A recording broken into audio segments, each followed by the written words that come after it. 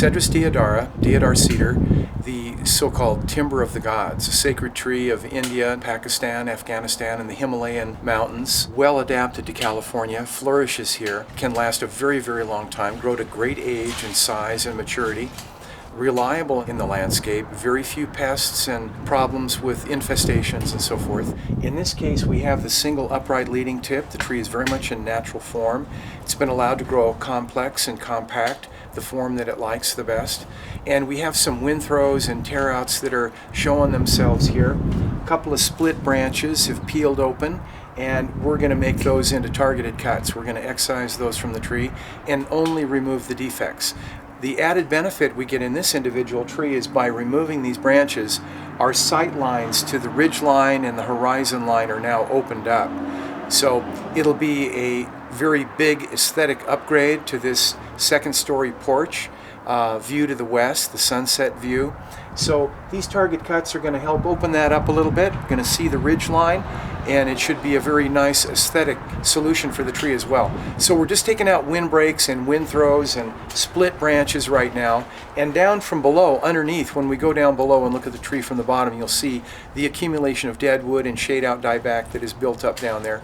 And we're also going to clean that out from the bottom up. So we're starting at the top. We're going to go ahead and dismantle as we go and let them slide off the canopy to the forest floor. You can see that split, and the branch is even still alive, but it's of course not viable.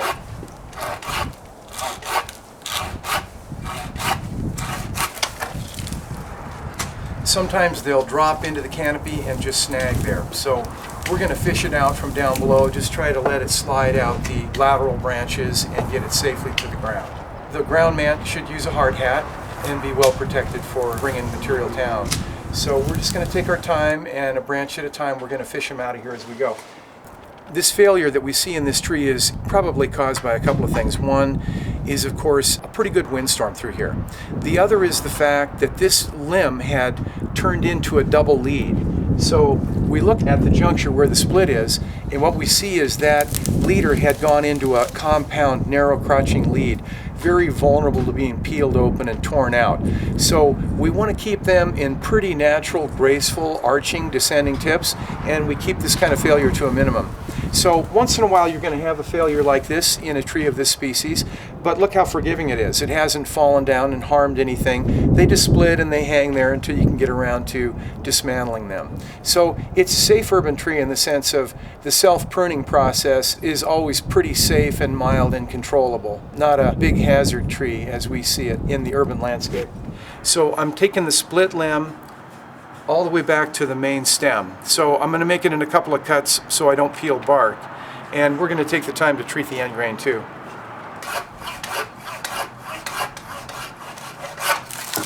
We have a very distinct and large branch collar on this attach point.